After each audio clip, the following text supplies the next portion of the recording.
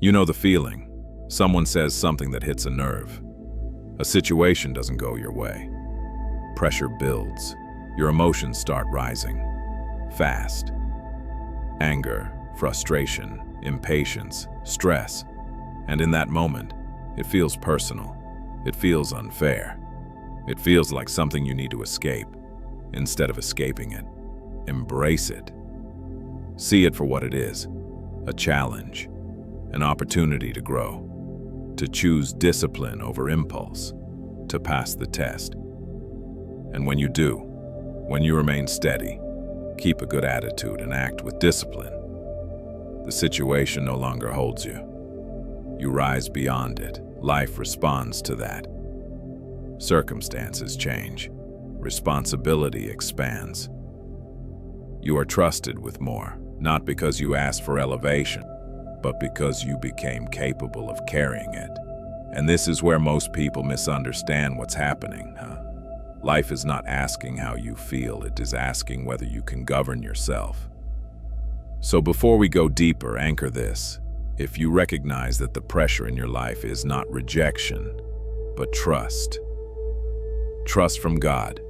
Trust from the universe. Trust that you are capable of more than you've been asked to carry so far. If this resonates, write in the comments. Thank you for the trust. I will meet the test.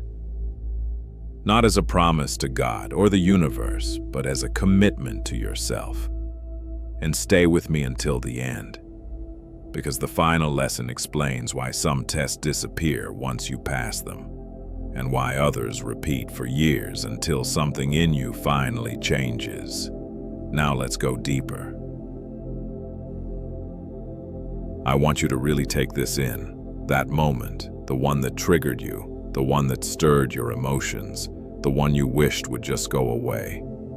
That moment was not an accident. It was the exact test your character is being asked to pass. Not randomly, not unfairly, not by mistake. It appeared because you can handle it, because there is something in you strong enough to meet it. Call it God, call it the universe. Whatever language you use, understand this. Nothing tests you unless you are capable of passing the test. You are not facing more than you can endure. You are not being overwhelmed by chance. You can overcome. You can withstand. This is not punishment. It is recognition. When pressure shows up in your life, it's not a sign that something has gone wrong. It's a signal that something in you is ready to be refined. Looking back, you already know this is true. The hardest seasons of your life didn't destroy you. They shaped you. They strengthened you. They forced you to grow in ways comfort never could. They gave you wisdom you could not have learned any other way. The Stoics understood this deeply. Marcus Aurelius wrote that what stands in the way becomes the way. Not metaphorically, practically. Every obstacle carries instruction. Every challenge contains something hidden within it. Adversity carries the seeds of wisdom and strength. But only if you meet it correctly. If you avoid the lesson, it doesn't disappear. It returns. If you fail the test, you don't move on, you repeat it.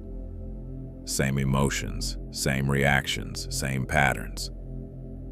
Just wearing different faces, different people, different situations, different environments, but the same internal response. Not because life is cruel, but because life is precise. It will not advance you until you demonstrate readiness.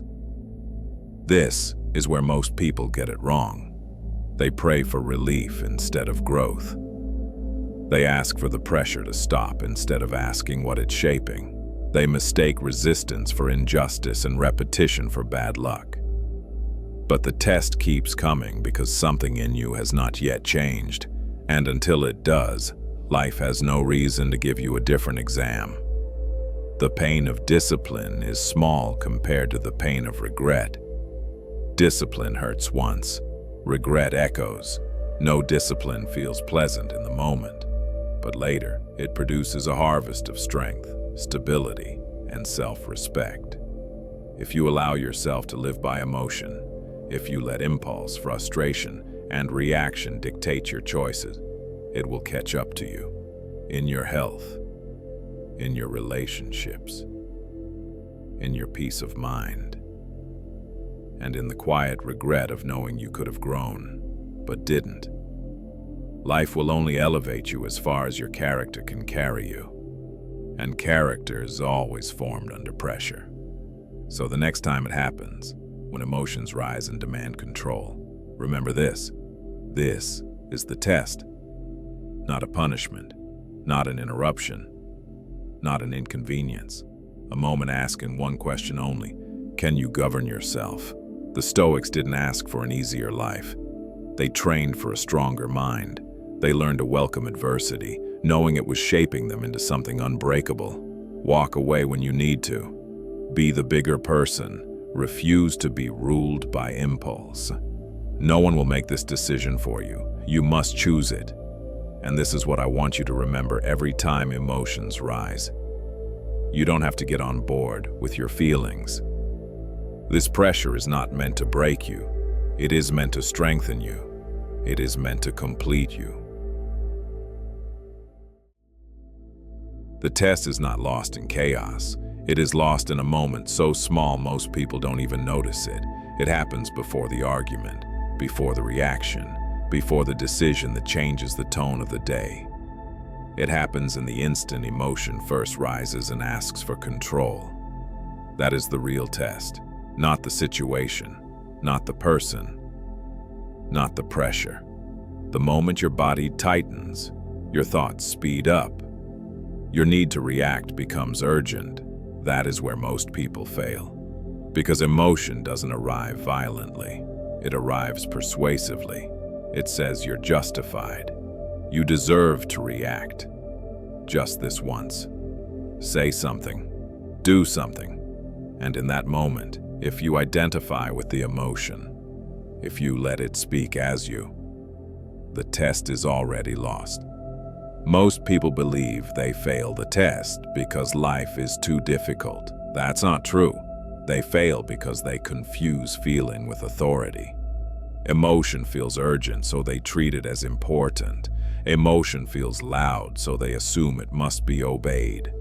But urgency is not wisdom, and intensity is not truth. The Stoics understood this. They taught that between stimulus and response there is a space, and in that space lives your freedom. But most people never enter that space. They collapse it. They react immediately. They justify immediately. They speak immediately. And then later, when the damage is done, they say, "I didn't mean it." But the test doesn't care about intention. It only measures command. Every time you react without choosing, you teach your nervous system one thing: emotion is in charge. And whatever you train becomes your default. This is why the test repeats. Not because the situation is unresolved, but because you responded the same way again. The same tone, the same impatience, the same withdrawal, the same outburst. Different day, same failure point. The world doesn't escalate tests randomly. It escalates them precisely. If you fail at level 1, you don't advance. You get level 1 again, just slightly harder. More pressure, less patience from others, higher stakes, until you finally notice where the test is actually happening. Here is the truth most people avoid. The test is never about controlling others. It is never about fixing circumstances. It is never about being right. The test is always about whether you can remain governed when emotion demands rule. This is why discipline must be trained before the moment arrives. Because once emotion spikes, you don't rise to the occasion. You fall to your level of preparation. If you haven't practiced pause, you won't pause. If you haven't practiced restraint, you won't restrain. If you haven't practiced command, you will react. This is not a moral failure. It is a training failure, and training can be corrected. The moment you begin to notice, here it is, this is the test, You create distance. Distance between you and the impulse. Distance between stimulus and response. And in that distance, choice returns. Not immediately, not perfectly, but enough to change the outcome. Enough to weaken the old pattern. Enough to begin passing the test one moment at a time. This is where discipline begins. Not with suppression, not with force, but with awareness under pressure. In the next chapter, we'll go deeper into how to rule the inner kingdom, not by silencing emotion, but by refusing to let it command. Because the test is not asking whether you feel, it is asking whether you can lead. And that question is coming again. Ruling over yourself does not mean eliminating emotion. It means deciding who is in command when emotion appears. Most people misunderstand this. They think emotional discipline means becoming cold, distant, or numb. That's weakness disguised as control. The Stoics never taught suppression. They taught governance. Emotion is not the enemy. Emotion is information, but information is not authority. A wise ruler listens to messengers, but does not hand them the throne. Your inner world is a kingdom. Thoughts speak, emotions signal. Impulses demand action, but only one thing should govern: your chosen response. When emotion rises, it is not asking permission to exist, it is asking permission to rule. And that permission is either granted consciously or surrendered unconsciously. Most people surrender. They mistake intensity for truth. They mistake urgency for importance. They mistake feeling for command. A disciplined mind does not argue with emotion. It does not panic. It does not obey. It observes. It says, I see you. I feel you. But you do not decide. This is where stability is born, not in control of the outside world, but in command of the inside one. Ruling the inner kingdom means training yourself to pause before reaction becomes action. That pause is everything. In that pause, you are no longer owned by impulse. You are present, and presence restores choice. This is why consistency matters more than intensity. Anyone can hold themselves together on a good day. Mastery is revealed when pressure is applied, when you are tired, when you are misunderstood, when you are provoked, when the stakes are real. That is when the ruler is tested. The Stoics trained for this deliberately. They rehearsed adversity before it arrived. They practiced restraint when nothing was at risk. They denied small impulses to prepare for larger ones, not out of punishment, but preparation. Because self-command is not built in emergencies, it is revealed in them. If you only try to be disciplined when emotion is overwhelming, you will fail. Discipline must already live in you before the moment arrives. This is why small choices matter. Walking away when you could react, remaining calm when you could escalate, choosing silence when ego wants expression. Each time you do this, you reinforce one message to yourself: I am in command. Over time, your nervous system learns. Emotion still rises, but it no longer panics. It knows there is a ruler present. This is how calm becomes your default. Not because life becomes easier, but because you become steadier. And when you are steady, life begins to respond differently. People respond differently. Situations resolve faster. Opportunities appear. Not because you force them, but because you are no longer reactive. A ruler does not rush. A ruler does not beg. A ruler does not collapse. A ruler chooses. And this is what ruling the inner kingdom ultimately gives you: freedom. Not freedom from challenge, but freedom from being controlled by it. In the next chapter, we will confront the cost of refusing this discipline, because if you do not rule your inner world, something else will, and the price is always paid later. Every choice you delay does not disappear. It compounds. Discipline is uncomfortable now. Regret is uncomfortable later, and regret is heavier because it arrives with memory. Most people don't connect the two. They don't see that today's impatience becomes tomorrow's damaged relationship, that today's avoidance becomes tomorrow's anxiety, that today's emotional indulgence becomes tomorrow's loss of self-respect. Regret is not sudden, it is accumulated. It is built quietly through moments that felt small at the time. The Stoics understood this. They knew that the cost of undisciplined emotion is never paid immediately. It is deferred. You pay it in your health when stress becomes chronic. You pay it in your relationships when reactions harden into patterns.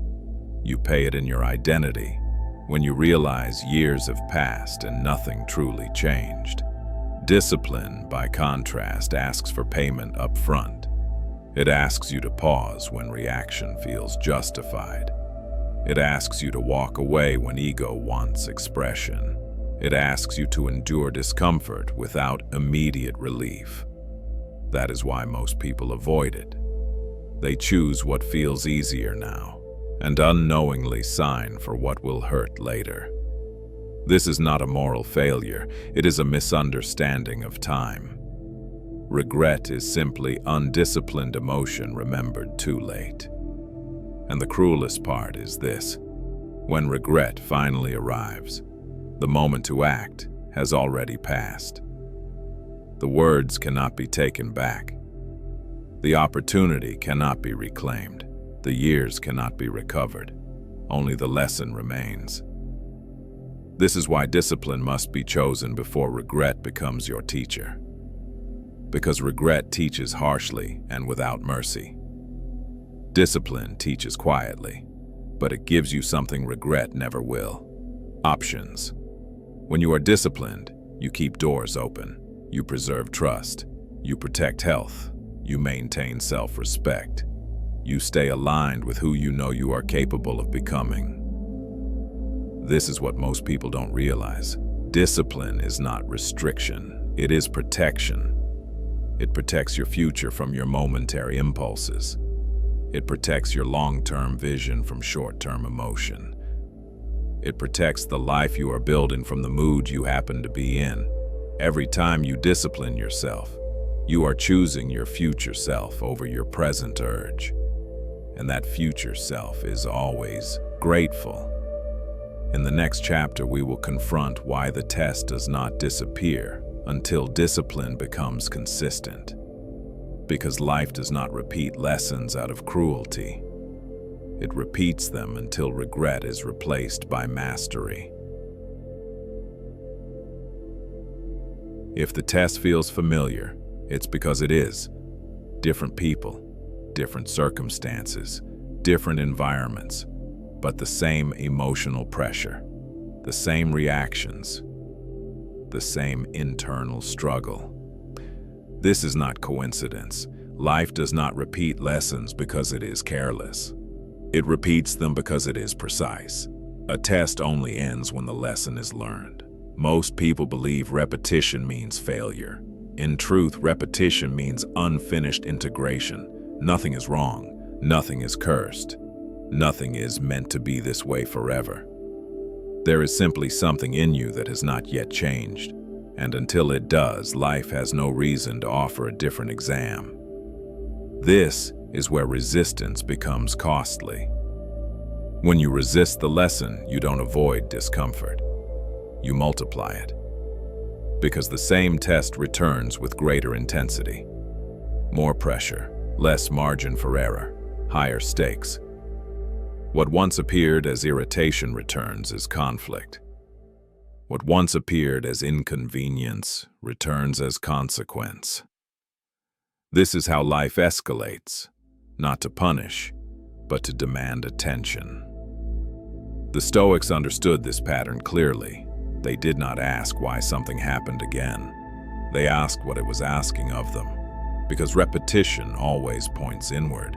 It is never about the other person, never about the environment, never about timing. It is about response.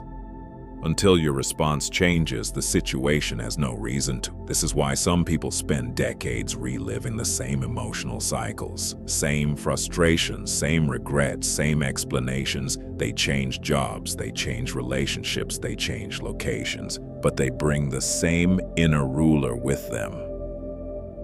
And so the kingdom remains unstable. The moment the test stops repeating is the moment you stop reacting the same way. Not when circumstances improve, not when people change, but when you do. This is why mastery feels quiet. There is no announcement, no dramatic ending. One day, something happens that once would have controlled you, and it doesn't. You notice the emotion rise, and it passes. You feel the impulse, and you choose differently. And life moves on. Not because the world softened, but because you stabilized. This is how tests disappear, not by force, not by avoidance, but by competence. Life is not interested in testing you forever. It is interested in moving you forward, but forward only happens once you demonstrate readiness.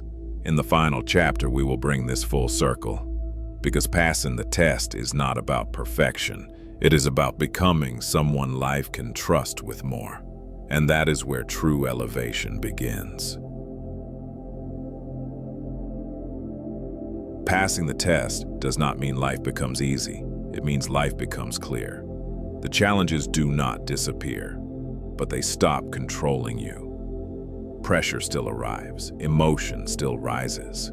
The difference is this: you no longer confuse reaction with necessity.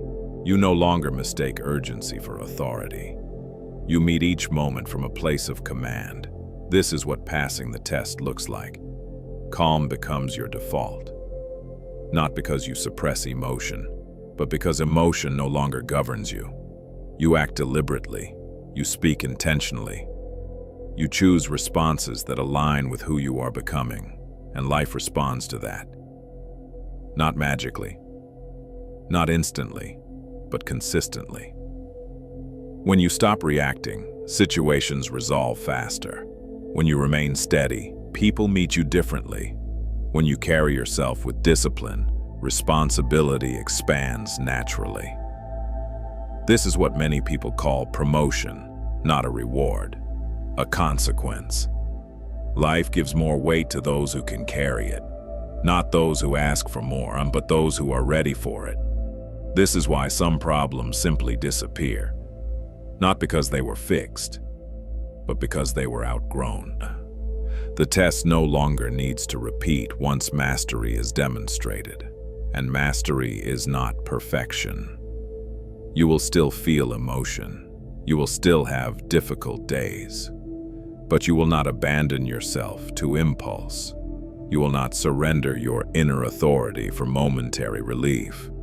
You will pause. You will choose. You will move forward. This is what the Stoics meant by freedom. Not freedom from hardship, but freedom from being ruled by it. And once you experience this, you recognize something important. The test was never against you. It was shaping you. Every challenge, every moment of pressure, every opportunity to choose discipline was refining your capacity. You were never being blocked. You were being built, and now you carry a different standard. When the next test arrives, because it will, you will recognize it. You will steady yourself. You will remember what is being asked of you, and you will meet it, because you are no longer trying to escape the test. You are prepared to pass it. If you've stayed with this lesson, you now understand something essential. Your life is not shaped by what happens to you, but by how you respond when pressure arrives. The test will return. Emotion will rise again. The moment will come. The difference now is not the absence of challenge, but the presence of command. A disciplined mind does not seek escape, it seeks mastery. A life built on self-command is not free of difficulty. It is a life where difficulty becomes refinement, where adversity becomes instruction, where pressure becomes preparation, and where character becomes destiny. Rule your inner world. Discipline your responses. Meet each test deliberately, pass it, and move forward. And if this message resonated with you, anchor it by writing in the comments, "I accept the test." Share this with someone who is being tested right now. They may recognize themselves in it. And if you're walking this path of discipline, strength, and inner mastery, subscribe, stay close, and continue this journey with me. More lessons await.